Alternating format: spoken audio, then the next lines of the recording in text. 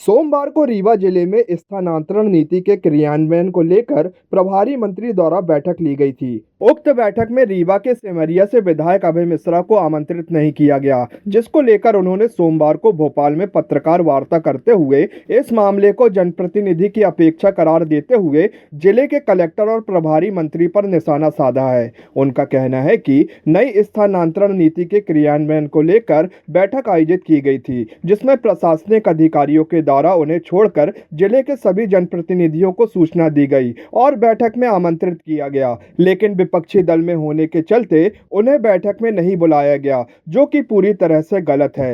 हमारा आरोप यह है कि प्रभारी मंत्री महोदय ने अपने पद का दुरुपयोग करते हुए लाल फीता बने तानाशाही का रवैया अपनाकर कांग्रेस के लोगों को, कांग्रेस का मैं निर्वाचित जनप्रतिनिधि था, दरकिनार करके एक विधानसभा है जिसमें कांग्रेस का प्रतिनिधि है, तो विधानसभा सेमरिया की जनता का उपेक्षा करके अपनी मनमानी कर रहे हैं और जिनके इशारों में कर रहे हैं, जिनके कहने में कर रहे हैं, वो तमाम नीचे लोगों से पैसा वसूली का काम कर रहे हैं। जाति के नाम पर स्थानांतरण की सूची बना रहे हैं, वोट के नाम पर किसने दिया नहीं दिया स्थानांतरण की सूची बना रहे हैं। इस बात पर मेरा विरोध। इसके अलावा उन्होंने जिले में चल रहे अवैध खनन का भी मुद्दा उठाया। इसके पीछे उन्होंने बड़े नाम होने की बात कही, लेकिन बार बार पूछे जाने के बाद भी उन्होंने किसी का नाम नहीं लिया।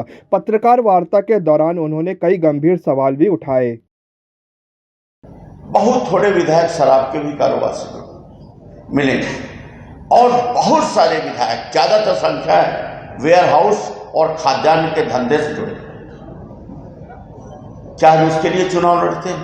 क्या भारतीय जनता पार्टी के विधायक नेता इस बात के लिए चुने जाते हैं कि उनको बड़ी बड़ी, इसीलिए आपने देखा होगा कि अखबार भरे रहते हैं खाद्यान्न की न्यूजों से, बालू की न्यूजों से। बालू में आपको एक नई बात बता रहा हूं, जैसे हम अपने रीवा में तो ये सब नेताओं से जुड़ी हैं कंपनियां। रीवा में अनूपपुर, उमरिया और कटनी हमारे ही सरकार में पूर्व मंत्री और एक प्रभावी नेता की कंपनी है महाका। मेरा नाम लेना थोड़ा मर्यादा की विरुद्ध, मैं नाम नहीं ले रहा।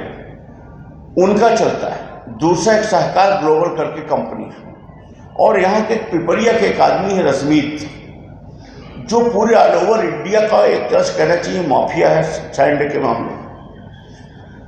इन लोगों ने यूपी तक में कारोबार फैला रखा है। इनको इसकी टैक्टिस पता है, सैंड का जो खेल होता है।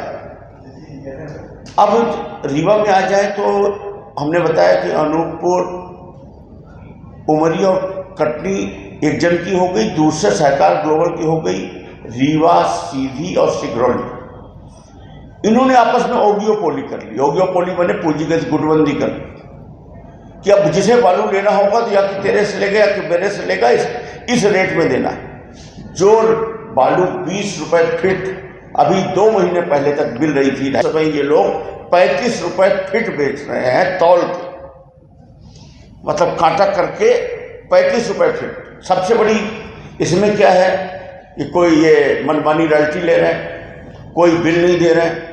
जब बिल नहीं दे रहे हैं तो 18% जीएसटी की चोरी कर रहे हैं। मैंने यहाँ के जो माइनिंग के डायरेक्टर उनसे बात की कि जैसे शराब में एक एमएसपी और एमआरपी होता है, मिनिमम या मैक्सिमम सेलिंग प्राइस, तो बालू में क्यों नहीं? तो उन्होंने बताया कि ये पॉलिसी का लाकुना है, पॉलिसी की कमी है, इसमें रेट सीलिंग नहीं। आप लोगों को भी नई चीज जान के आश्चर्य लग रहा होगा कि इसमें रेट सीलिंग नहीं, मतलब वो ठेकेदार है चाहे जितने में बेचे। अब जो गरीब है बालू तो लगेगी और कहीं अमेरिका से नहीं लाएगा उतने में। अब 1.5 लाख रुपया प्रधानमंत्री आवास का दे रहे हो, 2 ट्रक बालू लगती है 1 लाख की, तो वही हो। इस तरह से लूट के नए नए तरीके हैं। एक हमने आपके उदाहरण के तौर पर दिया